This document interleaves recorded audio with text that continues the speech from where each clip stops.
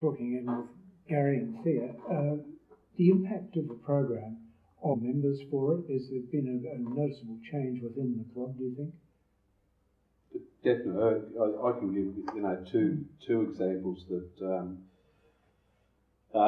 we didn't know until the actual night of the induction and the acceptance speech. We had two women members came in, and one was a trade consulate to China, and another one is a local lawyer. And we really didn't know that the reason they joined Rotary was because of their personal involvement in a family violence issue or in family violence issues. And it has had an impact on our club in terms of membership because it's our club is seen in the community as actually doing stuff. So it's not just a knife and fork, a club where you rock up every Thursday night and have dinner. That we're actually doing something that's making a real difference. It does make a big difference. And if you were to go and do it again, would you get involved in a different way? How would you go about it? Are there other things you could avoid and other things that you would emphasise that you haven't done this time? Well, not having ever done a project as big as this, I don't think we know how it just happened. It was like Topsy. We got people around us and it just grew, didn't it, Garry? And it's still growing. And it's still growing. And I said at one stage we were tottering along and now we're absolutely racing and it's almost out of our control, but not quite. No, and look, and we do, but we do say, look, we need to put a fence around this and to control it. But when we do that, the off-spins, it's because I think that it's so new to everybody that a community or the community is standing up and saying and demanding what it requires of the people who are supposed to be providing the services to our community. And I think that's what I see as the huge role that Rotary has, and even though it does a lot of really good work around the world, it's one thing where I think Rotary still undersells itself in its ability to initiate social change, and I think that our program really highlights how that can happen just by not doing anything really special, but just being focused on wanting to do something in our case at a local level. I like the idea of the preventative measures that are being taken through the police and other areas that have been brought up by Rotary, and as a result of that, the extra knowledge that's been drawn into the community here has given a huge engagement with them and give them a feeling of ownership of the whole thing. Yeah, look, I think service providers and police, to a certain extent, they become very focused on their own particular area. But when you look at it, it's really the average person who are the real experts. And to have that input into service providers is something that they haven't had before.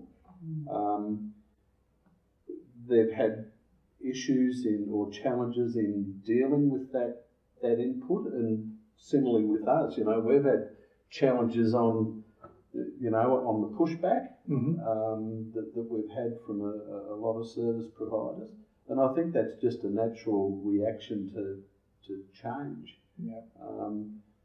But we didn't know that all this sort of stuff would happen. I had no idea. It was going to be a poster program. We're going to have half a dozen posters stuck around in every window. And some wallet cards. Yes. And in fact, in one of our very early meetings, one of the women who came to those meetings said, I wish I had this information when I was 16. I would have made a lot of different decisions. She said she just didn't know the things that we had on about safe, healthy relationships and toxic relationships. And she said, I went down the toxic path every time because she didn't know. And so that was part of our cause, to have the conversation, to make people aware that family violence just wasn't with undereducated, underpaid people. It was right through the whole sphere of our community. And what about membership to the club? Do you think that it's actually drawn more people into the club because of the community engagement? Without a doubt. Yeah, I think, since we started the program, we've had probably a 30% increase in membership. And I think more importantly, we've had some gender balance within our club too, which didn't happen prior to this. I think that we've got about 30% of our members are now women, and that's changed. That's just been over, I think, 3 years since we started the program. So again, it definitely has helped. The club, everybody wants to be part of something that's doing something. Like I can go out for dinner in 20 other places in Maryborough over Thursday night. Why would I go to Rotary and knock around with 40 or 50 old people, older people? Yes. We now have some younger people, which is good. That's much better, actually. How many people live in the Maryborough area, Goldfields area? I think the catchment's around about 15,000, 14 to 16,000. Yeah. It seems a very big place when you drive in. Yeah. So the actual city, or the urban area, is around about 8,000 people. Yeah. That's a big town. Yeah. So we do pretty well. Yeah. Is there anything else? Well, one of the things you did ask earlier was how did we bring our club members along? And at one of our meetings, we were all asked the women were asked who believes they have equal. Equal? True equality. In their relationship. And in the room full of 250 people, no one put up a hand. Not one woman. Not one woman put up a hand. So you could imagine the conversations in the car on the way home. Let me tell you a story about a shearing shed. One of our members, long-time members of our Rotary Club, and it was a teacher of mine actually, back in the old days, and he came up and thanked me for the getting this project and operating, and I said, I was a bit chuffed about that remark, and I said, well, what do you mean? And he was telling a story of at shearing time a couple of weeks before the two shearers were down the end of the shed, and they were having a bragging competition about their sexual exploits during the weekend.